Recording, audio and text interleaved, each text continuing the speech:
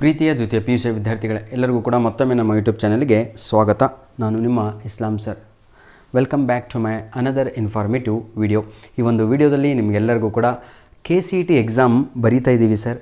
Exam 2 ಬರೆದುಬಿಟ್ರೆ ನಮ್ಮನ್ನೆಲ್ಲ supplementary candidates ಅಂತ ಕರೀತಾರಾ ಅಂತ ಇನ್ನೂ ಬಹಳ ಜನಕ್ಕೆ ಡೌಟ್ ಇದೆ. ಸರ್, ಎಕ್ಸಾಮ್ 2 ಬರೆದ್ರೆ ನಮ್ಮ ಮಾರ್ಕ್ಸ್ ಕಾರ್ಡಲ್ಲಿ ನಮಗೆಲ್ಲರಿಗೂ ಕೂಡ ರಿಪೀಟರ್ಸ್ ಅಂತ ಹಾಕ್ತಾರಾ ಅಂತ ಇನ್ನೂ ಕೆಲವೊಬ್ಬರಿಗೆ ಡೌಟ್ಸ್ ಇದೆ. ಸರ್, ಎಕ್ಸಾಮ್ 2 ನಾವೇನಾದರೂ ಫೇಲ್ ಆಗಿಬಿಟ್ರೆ ಅಥವಾ ಬರೀಲಿಲ್ಲ ಅಂದರೆ ಏನಾಗುತ್ತೆ ಸರ್ ನಮ್ಮ ಜೊತೆ ಅಂತ. ಆಲ್ರೆಡಿ ಪಾಸಾಗಿರ್ತೀವಿ, ಬರೀಲಿಲ್ಲ ಅಂದರೆ ಏನಾಗುತ್ತೆ ಅಂತ ಇಂಥ ಎಲ್ಲ ಡೌಟ್ಸ್ಗಳು ಈ ಒಂದು ವಿಡಿಯೋದಲ್ಲಿ ಕ್ಲಿಯರ್ ಮಾಡ್ತಾ ಹೋಗ್ತೇನೆ. ಇನ್ನೊಂದು ಗುಡ್ ನ್ಯೂಸನ್ನು ಕೊಡಬೇಕು, ಅದು ಕೂಡ ನಿಮಗೆ ಗುಡ್ ನ್ಯೂಸ್ ಕೊಡ್ಕೊಂತಾನೆ ಈ ಒಂದು ಎಲ್ಲ ಡೌಟ್ಸ್ಗಳನ್ನು ಕ್ಲಿಯರ್ ಮಾಡ್ತಾ ಹೋಗ್ತೇನೆ.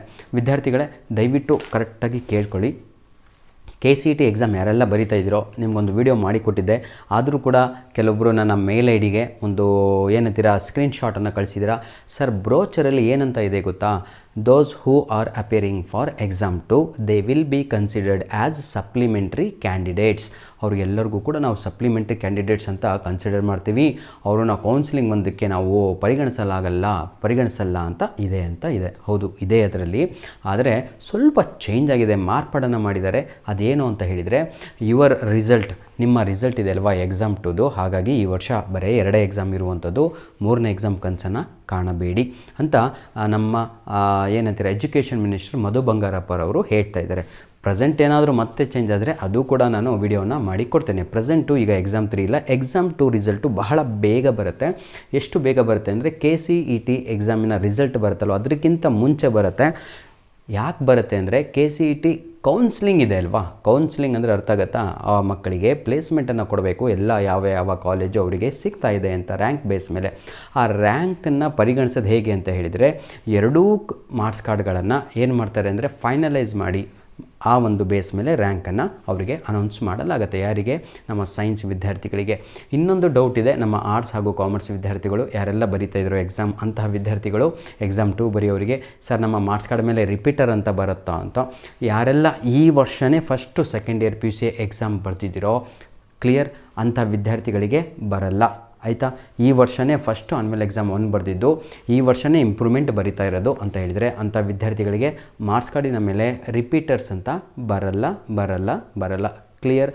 ಹಾಗೂ ನನ್ನ ಪ್ರೀತಿಯ ವಿದ್ಯಾರ್ಥಿಗಳೇ, ಇನ್ನೊಂದು ವಿಷಯ, ನಮ್ಮ CET ವಿದ್ಯಾರ್ಥಿಗಳಿಗೆ, ನೀವು CET ಕೌನ್ಸಿಲಿಂಗಿಗೆ ಹೋಗುವ ಸಮಯದಲ್ಲಿಯೇ ನಿಮ್ಗೆ ಆಲ್ರೆಡಿ ಎಕ್ಸಾಮ್ 2 ಮಾರ್ಕ್ಸ್ ಕಾರ್ಡ್ ಕೂಡ ಬಂದಿರುತ್ತೆ, ಎಕ್ಸಾಮ್ 2 ರಿಸಲ್ಟ್ ಬಂದಿರುತ್ತೆ.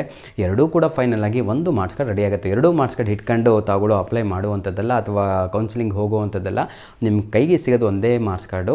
ಒಂದೇ ಮಾರ್ಕ್ಸ್ ಕಾರ್ಡಲ್ಲಿ ಫೈನಲ್ ಆಗಿ ಬಂದಿರುತ್ತೆ. ಎಕ್ಸಾಮ್ 1 ಆ್ಯಂಡ್ ಎಕ್ಸಾಮ್ 2ನಲ್ಲಿ ಬೆಸ್ಟ್ ಬಂದಂಥ ಅಂಕಗಳು. ಬೆಸ್ಟ್ ಅಂತ ಹೇಳಿದರೆ ಎಕ್ಸಾಮ್ 1ನಲ್ಲಿ ಪೂರ್ತಿ ಓವರಾಲ್ ಪರ್ಸೆಂಟೇಜ್ 80 ಆಗಿರುತ್ತೆ, ಎಕ್ಸಾಮ್ 2ನಲ್ಲಿ 85 ಆಗಿರುತ್ತೆ. 85 ಮಾರ್ಕ್ಸ್ ಕಾರ್ಡನ್ನು ಕನ್ಸಿಡರ್ ಮಾಡ್ತಾರೆ. ಹಾಗಲ್ಲ, ಇಂಗ್ಲೀಷು ಈ ಕಡೆ ಒಂದು 50 ಇದೆ ಅಂದ್ಕೊಳ್ಳಿ, ಇಲ್ಲಿ 60 ಇದೆ. 60 ಮಾರ್ಕ್ಸನ್ನು ಒಂದು ಮಾರ್ಕ್ಸ್ ಕಾರ್ಡಿಗೆ ಹಾಕ್ತಾರೆ.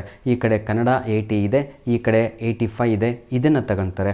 ಈ ಕಡೆ ಸೈನ್ಸು ನಿಮ್ಮ ಫಿಸಿಕ್ಸ್ ಎಷ್ಟಿದೆ 50 ಇದೆ, ಈ ಕಡೆ 30 ಬಂತು, 50 ಮಾರ್ಕ್ಸನ್ನು ತಗೊತಾರೆ ಆಯಿತಾ. ಕೆಮಿಸ್ಟ್ರಿ ಈ ಕಡೆ ಒಂದು 70 ಇದೆ, ಇಲ್ಲಿ ಒಂದು 80 ಬಂತು, ಅದನ್ನು ತಗೊತಾರೆ. ಅಂದರೆ ಯಾವುದು ಹೆಚ್ಚಿಗೆ ಇದೆಯೋ ಆ ಮಾರ್ಕ್ಸ್ಗಳನ್ನು ಆಯಿತಾ ಬೆಸ್ಟ್ ಅಂತ ಹೇಳ್ತೀವಿ. ಯಾವುದು ಬೆಸ್ಟ್ ಆಗಿದೆಯೋ, ಯಾವುದು ಜಾಸ್ತಿ ಇದೆಯೋ ಆ ಮಾರ್ಕ್ಸನ್ನು ತೊಗೊಂಡು ಫೈನಲ್ ಆಗಿ ನಿಮಗೆ ಸಿಗುವಂಥದ್ದೇ ಒಂದು ಮಾರ್ಕ್ಸ್ ಕಾರ್ಡ್ ಆಗಿರುತ್ತೆ. ಎಕ್ಸಾಮ್ 1 ಅಂತ ಒಂದು ಕಾಪಿ, ಎಕ್ಸಾಮ್ 2 ಅಂತ ಕಾಪಿ ಈ ರೀತಿಯಾಗಿ ಸಿಗಲ್ಲ. ಕೌನ್ಸಿಲಿಂಗಿಗೆ ಬಹಳ ಅಂದರೆ ಬಹಳ ಹೆಲ್ಪ್ ಆಗುತ್ತೆ. ಧನ್ಯವಾದಗಳು. ನನ್ನ ಮಾತಿನ ಪ್ರಕಾರ ಪ್ರತಿಯೊಬ್ಬರು ಕೂಡ ಎಕ್ಸಾಮ್ 2 ಕಟ್ಟಿದ್ದೀರಾ ಅಂದ್ಕೊಂಡಿದ್ದೀನಿ. Still you have time my dear children.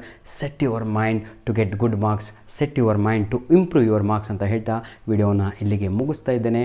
ಧನ್ಯವಾದಗಳು. All the best. ಇನ್ನೂ ಏನಾದರೂ ಡೌಟ್ ಇದೆಯಾ ದಯವಿಟ್ಟು ಕಮೆಂಟ್ ಮಾಡಿ. ಅದಕ್ಕೆ ಎಕ್ಸಾಮ್ಗಿಂತ ಮುಂಚೆ ಡೌಟ್ಸನ್ನು ಕ್ಲಿಯರ್ ಮಾಡ್ಕೊಂಡ್ರೆ ಓದಲಿಕ್ಕೂ ಅನುಕೂಲ, ಹಾಗೂ ಡೌಟ್ಸ್ ಇಟ್ಕೊಂತ ಓದ್ತಾ ಹೋದರೆ ಅದರಿಂದ ಏನು ಉಪಯೋಗ ಆಗಲ್ಲ. ಧನ್ಯವಾದಗಳು. All the best. Do well my dear children. ರಾತ್ರಿ ಹಗಲು ಕೂತ್ಕೊಂಡು ಎಕ್ಸಾಮ್ 1ಗೆ ಏನು ಓದಿದ್ರು ಅದಕ್ಕಿಂತ ಡಬಲ್ ಓದಬೇಕು ನೀವು ಅಂತ ಹೇಳ್ತಾ ವಿಡಿಯೋನ ಇಲ್ಲಿಗೆ ಮುಗಿಸ್ತಾ ಇದ್ದೇನೆ. ಧನ್ಯವಾದ.